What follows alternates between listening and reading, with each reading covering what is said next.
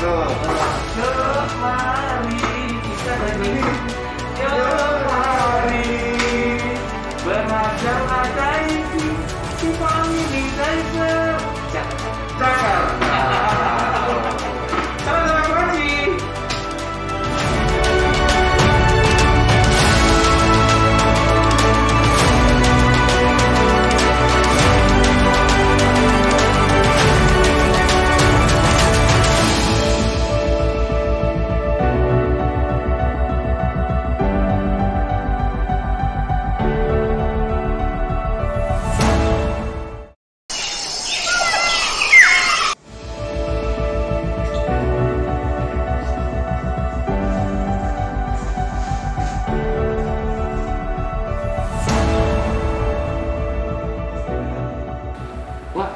Profesi di diving ini banyak nggak sebenarnya, Pak?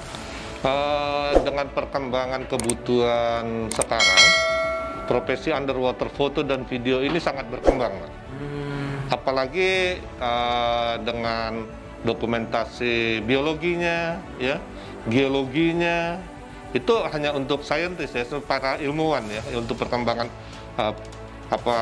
biota-biota laut ataupun tumbuh-tumbuhan laut di dalam laut, dan pergeseran kerak bumi ini, apalagi dengan perkembangan teknologi, bisa lagi kita untuk memeriksa kapal kecelakaan misalnya, bahwa lambungnya rusak atau tidak, atau memeriksa seperti kami pernah lakukan untuk memeriksa relnya bendungan, rel bendungan Batu Tegi di Lampung Selatan tuh. Jadi kita mengecek relnya masih bagus enggak, pintunya masih bagus enggak. Nah, kayak gitu. Jadi banyak, atau untuk mendokumentasikan kecelakaan laut yang misalnya merusak terumbu karang. Nah, itu banyak. Lari lagi model sekarang. Ya kan, banyak digunakan untuk para model untuk main jet ski atau lagi main skuter nih. Ya kan, kemarin yang bisa lihat kan skuter underwater. Itu perlu kita dokumentasikan. Jadi perkembangan untuk dokumentasi underwater itu sangat pesat sekarang. Nah, pertanyaan pertama kepada Bang Berry adalah, sebelum menjadi profesional sebagai underwater fotografi itu, apa yang harus dilakukan seorang calon profesi sebagai underwater photographer itu? Yang pasti kalau kami yang ingin mengambil sertifikat, ini ada sertifikatnya, Pak. Spesialty underwater foto dan video ini ada sertifikasi. Jadi kita bisa ngambil sertifikatnya atau juga belajar saja, ya. Nah, intinya yang ingin belajar ini harus sudah mengenal kamera minimum. Jadi tahapannya adalah, pertama adalah dia harus bisa diving dulu. Ya, harus bisa diving. Lalu dia bisa buoyancy. Dia harus bisa buoyancy dengan baik, ya kan? Dan dia harus mengenal juga kameranya tadi. Nah, jadi 3 tahapan itu yang Iya. sebenarnya kalau enggak, ya dia bagaimana dia mau moto, dia sendiri belum pernah belajar diving. Iya. Nah, dari dia belajar diving dari open water ke buoyancy itu, dia ini nggak ada tahapan lagi nggak itu, Pak? Ya, buoyancy tadi memang udah ada di open water. Jadi kalau dia seharusnya kalau dia sudah menguasai di kelas open water tadi, seharusnya buoyancy-nya sudah bisa dia mengerti. Tapi kalau dia masih kurang, kita ada yang namanya perfect buoyancy. Bagaimana buoyancy netral dengan baik, melayang dengan baik di dalam air. Dan itu ada tekniknya. Ada tekniknya. Pengaturan napas dengan semuanya, baik itu pengaturan napas maupun pengaturan dari pelampung ya, Pak? Iya, dan objek dari kamera kita ini nih, bagaimana dia negatif buoyancy, netral buoyancy, atau positif buoyancy. Nah, sifatnya sama kayak kita netral buoyancy tadi. Kita harus mengerti itu semua. Setelah dia memang sudah mengenal sifat dari kamera yang dia miliki, kita akan mengenalkan lagi ke siswa murid-murid kita tadi, bahwa sifat barang-barangnya sama di underwater, tetapi pemakaiannya berbeda. Casingnya beda? Casingnya berbeda, tiang-tiang lampunya berbeda, lensanya berbeda, tetapi tetap hampir prinsipnya sama dengan di darat. Tetapi bagaimana kita menggunakan barang-barang underwater tadi seminimum pemakaiannya di badan kita menjadi sedikit, tapi lebih repot. Kalau di darat kan lampu bisa taruh tripod di sana atau taruh ada yang megang. Kalau di underwater kan kita satu equipment biasanya kita bawa sendiri kayak gitu di dalam satu pemasangan. Contohnya apa nih? Contohnya nih kayak gini. Ini peralatan yang satu set untuk di underwater. Ada lampu senternya, ada lampu kilatnya, ada lensanya, ada housing kameranya, ada tiang untuk menyatukan semua ini. Lampu ini pakai baterai sendiri atau masuk ke kamera? Sendiri. Kalau lampu kilat, lampu senter dia punya baterai sendiri yang recharge ya sekarang. Tapi dia kalau untuk kamera sendiri. Iya. Oh gitu. Nah ini Wak, kalau misalkan Wak Beri selama berpengalaman ngajarin siswa itu yang sangat Wak Beri tekankan itu apa untuk menjadi profesional underwater photographer ini? Ya, yang intinya kalau kita objek, ya pasti kita ngajarin bagaimana kita menemukan objek yang kita senangi. Misalnya kita senang dengan objek terumbu karang, landscape-nya, atau kita senang dengan objek wide-nya ya, lingkungan semua ikan dan terumbu karang, ataupun nantinya kita akan lari ke makro yang kecil-kecil, Pak. Jadi sahabat kuaci, underwater itu juga bisa wide dan makronya ya, gitu. Lensa makro yang mana biasanya? Nah ini yang lensa makro nih Pak. Nih kecil-kecil gini nih. Ini khusus untuk yang kecil-kecil. Barang-barang kecil kayak Nemo, udang-udang kecil, pokoknya yang kecil-kecil lah kayak gitu. Nah kalau yang lebar, lensa lebar dia seperti ini. Nih untuk lebar landscape, pemandangan, atau dengan ini dan flash DSLR ini. Ini berapa beratnya Pak? Ini kalau di darat sih hampir 10 kilo dah? 2 kilo sih kalau housingnya doang. Sama kamera mungkin 5 kilo. Dengan yang ini apa bedanya? Nah ini juga bisa wide, bisa makro dalam satu sistem. Kayak gitu. Kalau lebih berat ini? lebih berat ini. Ini DSLR semua kelasnya. Kalau ini kan kelas pocket. Dengan kelas pocket nih kamera kecil kita. Seri G ya. Kalau ini udah keliling mana-mana nih Pak? Ini udah pernah 3 kali juara fotografi Indonesia ini kamera. Wah. Jadi Kang ini untuk urusan ini pocket loh ya? Iya. Dan dia masih tetap juga menggunakan lampu juga? Masih, karena kita butuhkan kecepatan pencahayaan untuk menerangi atau membekukan gambar. Ya, jadi kita perlu itu. Karena perubahan cahaya di underwater itu, sahabat kuaci, perubahan cahayanya cepat sekali, Pak. Kadang-kadang kita lihat gini, udah terang, tiba-tiba langsung gelap. Aduh. Nah, itu makanya kita perlu pencahayaan dari lampu kilat ataupun dari lampu senter. Dia waktu misalnya cahaya terang, perlu nggak kita cahaya, Pak? Perlu lah tetap. Biar kontinu? Iya, kontinu. Tiba-tiba perubahan, terjadi perubahan cuaca, dia tetap terang? Tetap. Kalau menggunakan pocket ini, biasanya foto apa yang Beri lakukan? Untuk pocket ini? Kalau pocket ini sebenarnya kita sederhana aja. Biasanya kelas-kelas kalau kita dokumentasi seneng-seneng lah, fun-fun aja, sama seneng-seneng. Atau mau cari barang-barang kecil yang sederhana yang kita nggak mau repot. Atau bawa tasnya juga nggak repot, Pak. Kalau bawa ini tas koper kecil. Kalau bawa ini besar. Koper bisa lebih besar lah kalau ini. Kalau ini kita dengan perlengkap pocket ini dengan perlengkapan lensa makro lebar wide-nya atau dengan aksesorisnya, kita bisa dengan koper kecil lah. Ya segede ini, ya tingginya sejengkal lah. Berarti ini bisa lebih fleksibel ya? Iya, lebih fleksibel pocket, tapi tetap kita wajib kalau untuk dokumentasi yang terbaik ya kita mainnya kelas DSLR ini. Ya kan kalau masuk media TV apa kayak untuk siaran-siaran yang sekarang kan butuhnya kualitas yang terbaik tetap. Tapi kalau untuk kita main YouTube senang-senang cukup lah ini.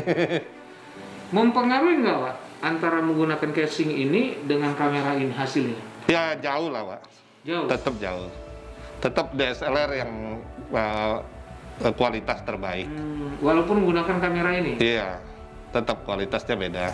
Berapa nilai harganya, Wak? Kalau misalnya ada orang mau fun-fun aja, yang biasa Wak Beri tahu yang di... Ya kalau udah lengkap kayak gini, kita hampir sekitar... Harga orang ngajak kita nyelam ya, minta diambil dokumentasinya. Oh, untuk dokumentasi? Dokumentasi itu minimum 10-20 juta, Wak. Perharinya. Untuk 2 kali dive. Itu hanya untuk fun-fun saja? Iya. Bukan untuk sains? Bukan. Kalau sains beda lagi nanti. Kita lihat karena faktornya kan kesulitan mencari dan mendokumentasinya, kita harus mengerti apa yang diambil. Kalau fun-fun kan seneng-seneng kan beda, Wak. Untuk pre-wedding atau yang mau foto pre-wedding di underwater bisa, Wak. Maksudnya pre-wedding underwater? Iya, ada? Bisa ada. Banyak yang minta. Nanti dokumentasinya ya? Ya. Bagus. Sahabat Kuaci, sebenarnya profesi kita di laut itu banyak kan? Di permukaan laut itu kan banyak, Pak ya? Iya.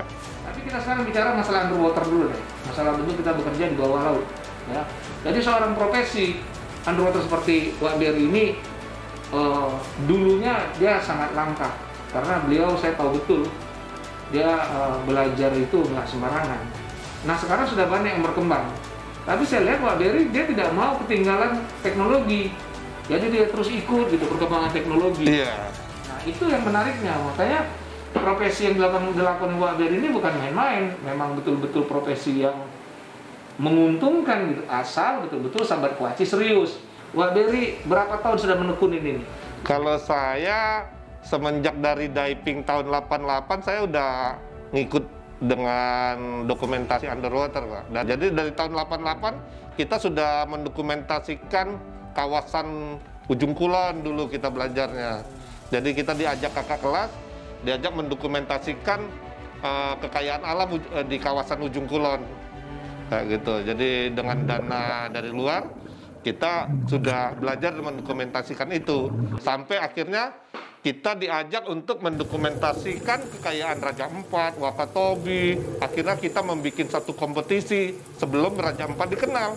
Kita sudah turun di sana. Sampai sekarang kita tetap mendokumentasikan walaupun mereka sudah dikenal. Kadang-kadang kita bawa murid, kita udah tahu. Ya kita ajak ke sana bahwa Indonesia is the best untuk diving. Sahabat Kuaci, bahwa ini peralatan ini akan dijelaskan oleh Bang Beri satu persatu serta manfaatnya. Nanti kita ambil yang pocket aja dulu deh, Pak. Iya.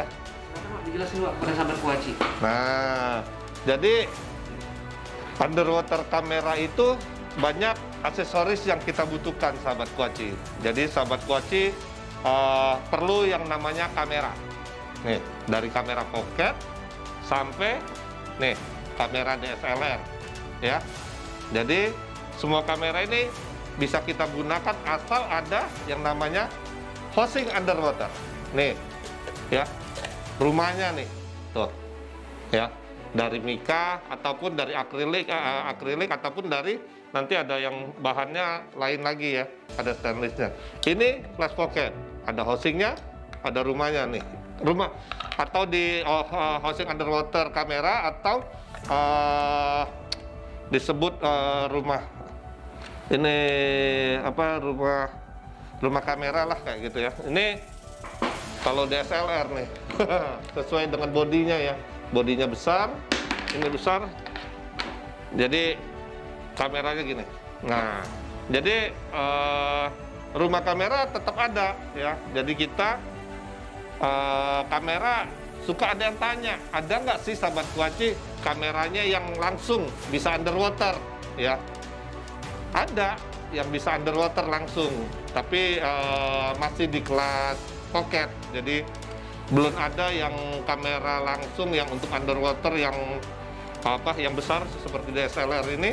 Tapi itu tetap pakai housing. Tapi yang kelas-kelas pocket sekarang udah banyak kali. Kalau ada buat sahabat Kuaci yang mau seneng-seneng sambil snorkeling, sambil berenang, sambil dive untuk yang di permukaan ya, padahal ya. Jadi di kedalaman 5 meter ada kameranya yang langsung ada ini langsung bisa masuk ke dalam air. Tapi kalau yang serius biasanya kita pakainya yang ada housingnya ya, seperti ini tadi.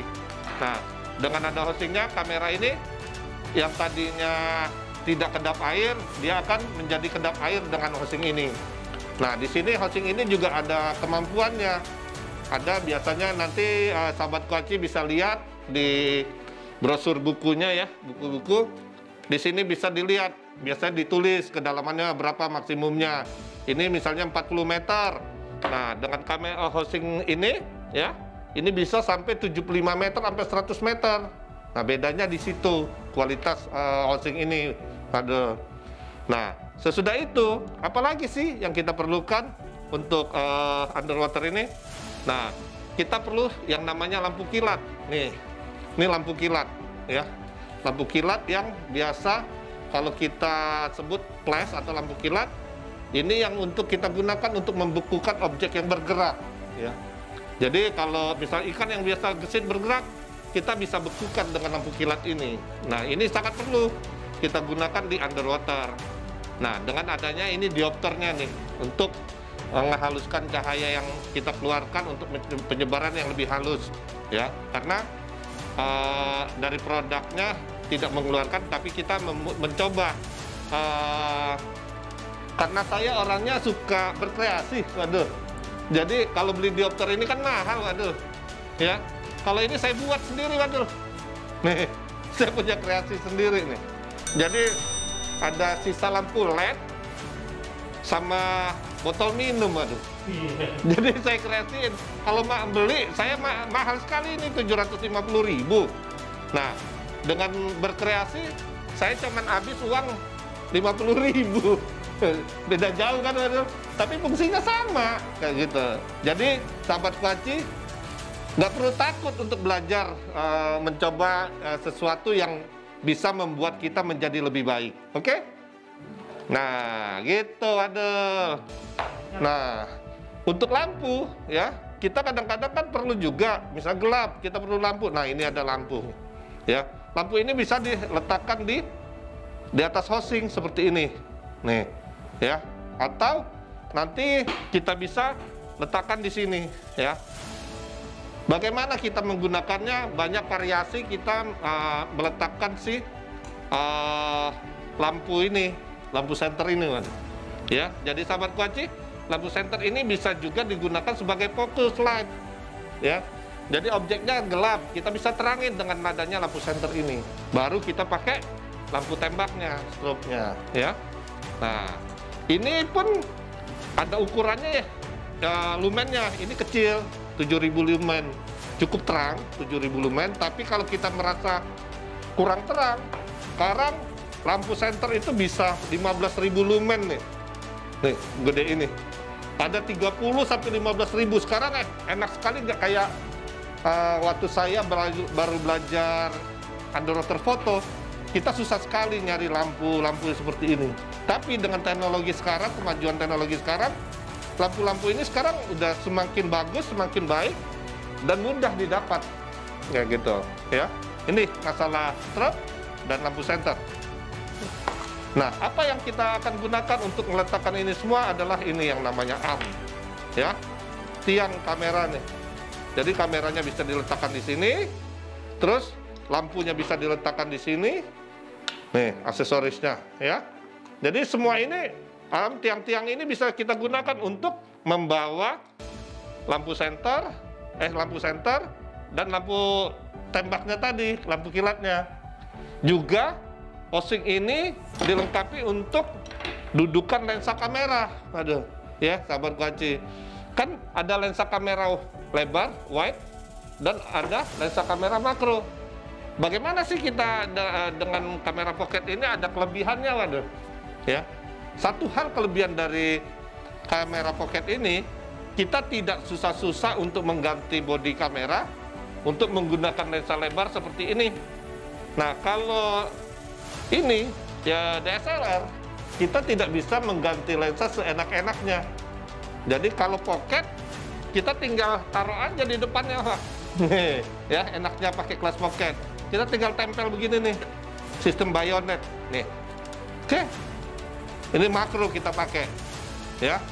Terus kalau kita mau tiba-tiba, woi, pemandangannya bagus gitu ya, sahabat Kuaci. Kita tinggal buka, ganti, nih, ya, ganti dengan lensa lebarnya, tuh. Nah, ini enaknya pocket nih, waduh.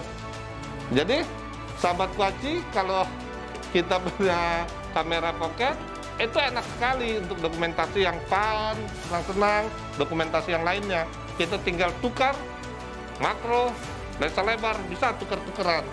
Nah, inilah kelebihan daripada si pocket ini, kayak gitu. Tapi kalau kita udah pakai DSLR seperti ini, kalau kita udah pakai lensa lebar seperti ini, kita nggak bisa ganti di underwater karena lensa lebarnya, lensanya itu menempel dengan bodi kamera.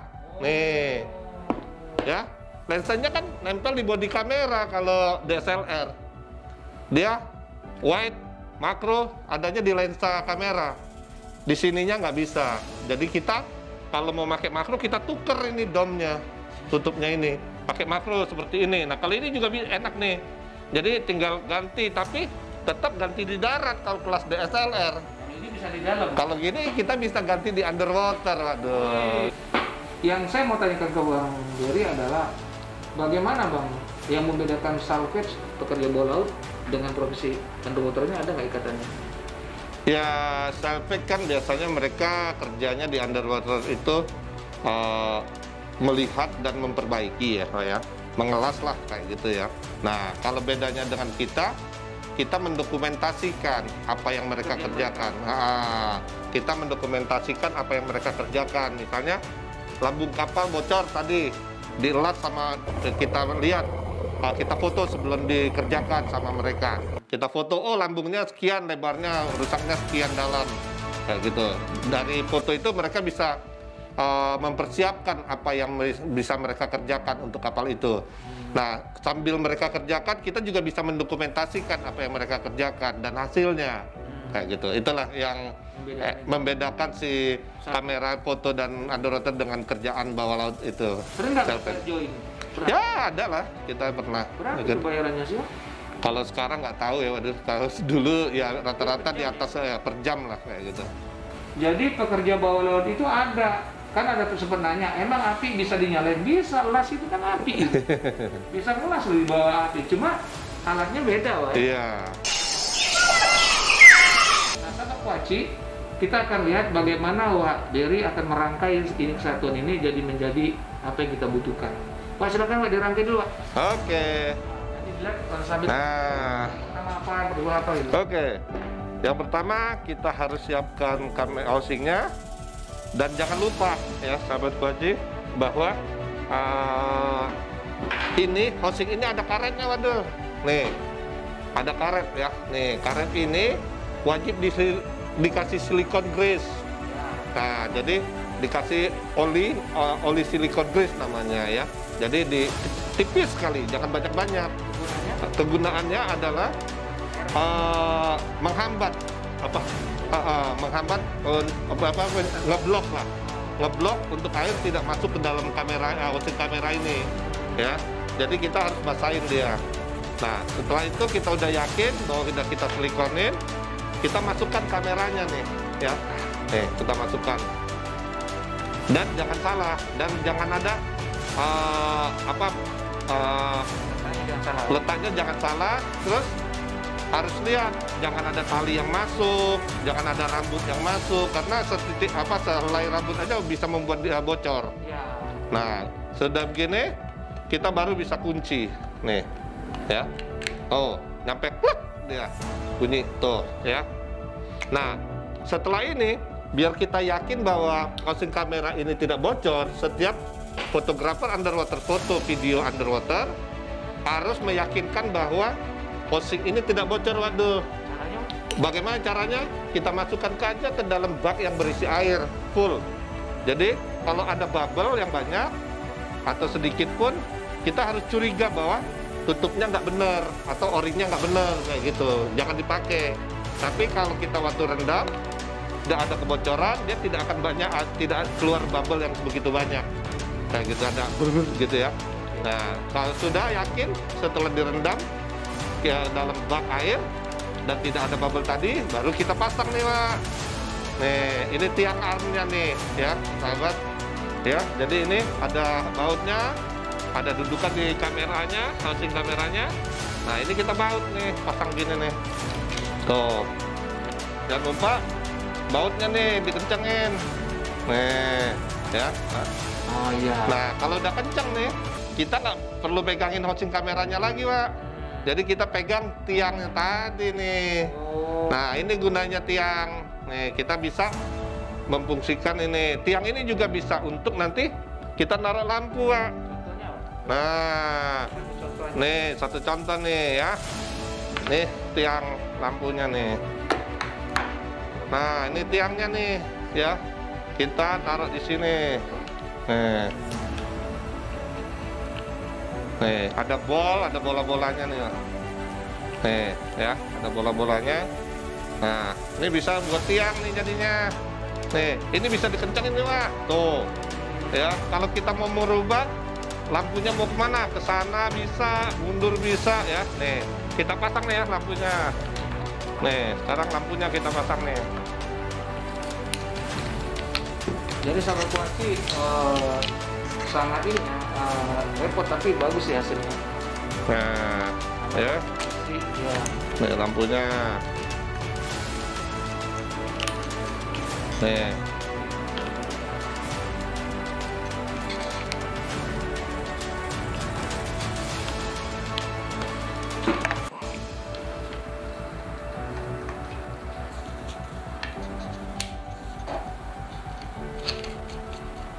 Kalau memang mau cari profesi ya itu tuh. Nah, nih lampunya bisa kita ulur ke sini, ulur ke sana, atau kita tarik mundur begini, waduh.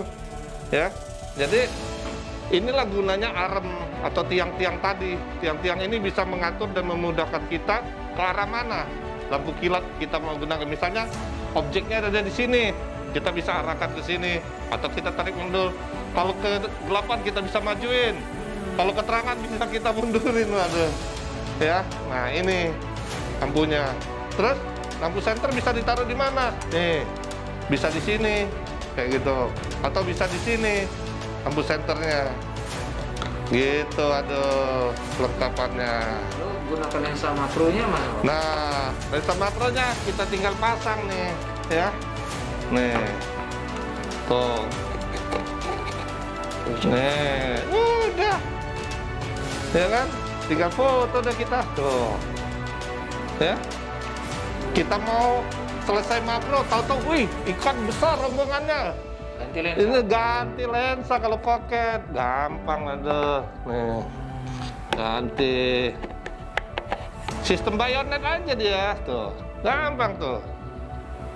Ya kan, nih, waduh bisa lihat nih, lebar ya. Ya. Tuh, dapat semua tuh. Ya, ya. Kalau ini, Bagus. ya kan, gitu. Kalau lensanya, waduh. Pak, lebih kalau lihat sih sepertinya lebih efisien ini daripada DSLR ini kan? Iya, ini lebih simpel kalau kita dengan kelas pocket ini. Simpel dalam penggantian lensa, simpel dalam pemakaian. Tapi ini kita lebih hati-hati kalau di sini. Kenapa? Sekali jebol mahal, Pak. Kalau ini kita di atas Avanza satu. Allah. Nah, gitu. Iya. Main nggak? Ya, kalau sahabat Kuaci, kalau tadi sudah, misalnya kita udah belajar nih, kita nggak punya kamera, bisa Pak nyewa di sini. Oh, jadi bisa nyewa di Family Dive. Family Dive menyewakan alat untuk belajar dan untuk pergi. Oh. Nah, ini kan casing juga nih. Nah, ini juga untuk pocket, Pak, yang seneng-seneng nih, kalau kamera kecil nih. Menggunakan kamera ini juga. Iya, atau pakai kamera HP juga sekarang udah bisa, Pak, begini. Oh. Kamera HP kita itu udah bisa sekarang, ada hostingnya. Kamera HP, dia siap-siap aja kalau HP-nya turun, udah bisa touchscreen, kayak gitu. Teknologi sekarang banyak underwater, Pak. Tergantung kita mau belajar atau tidak. Ya, gitu. Underwater fotografi dan video ini, Pak, ini sangat mendukung sekali bagi para ilmuwan sekarang. Kalau dulu kita, wih, kamu ahli apa? Marine biologi. Tapi dokumentasinya mana? Nggak punya. Oh. Nah, sekarang dengan kita belajar biologi bawah laut, kita juga sudah bisa yang namanya belajar underwater foto dan video bawah laut, Pak. Jadi, sahabat Kuaci, bahwa perkembangan dunia teknologi ini membuat kita semakin baik untuk mendokumentasikan kekayaan alam bawah laut kita. Jadi ada yang nanya sama saya, apakah ada orang nikahan preweddingnya di bawah laut? Ada. Ada. Banyak. Banyak sekarang yang ingin punya foto berbeda dari teman-temannya bahwa aku preweddingnya underwater kayak gitu. Ini disediakan juga fasilitasnya. Iya. Kalau efisiensi lebih baik ke pocket. Tapi untuk profesional? DSLR kita pakai. Sebenarnya termasuk profesional nggak? Ada semi profesional dia. Profesional, cuma beda hasilnya aja. Ya beda kualitas. Beda kualitas. Beda kualitas. Kalau hasil tergantung kita, Pak. Kalau kualitas tergantung kamera kita. Iya. Pak Berry, apa yang pernah rasakan Pak Berry di saat moto itu? Maksudnya ada accident gitu. Yang lu kok nggak jadi, apa? DSLR saya pernah nyampe sedih, Pak. Saya berharap punya foto schooling hammerhead. Sampai sekarang saya belum punya foto schooling hammerhead. Itu gimana tuh? Waktu itu di Banda Neira, kawasan Banda Neira, bukan Raja 4. Jadi saya waktu itu diajak, kita LOB, Pak. Jadi kita naik kapal pesiar nih, diajak untuk hunting schooling hammerhead. Kamera nih, Pak. Alhamdulillah, udah siap semua. Saya udah tes, ready. Terumbu karang saya foto, oke. Teman di blue water, oke hasilnya. Dilihat ke atas foto, settingannya udah bagus, Pak. Keren. Settingannya nggak salah. Semua bisa saya foto.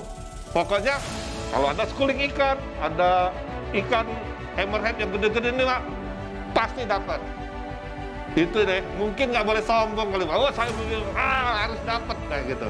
Tapi ternyata pada saat itu tiba-tiba saya dalam keadaan sendiri lagi tes kamera, ada 3 hammerhead besar, Pak. Dari depan muka saya, satu arah muka, 2 di kiri kanannya, Pak.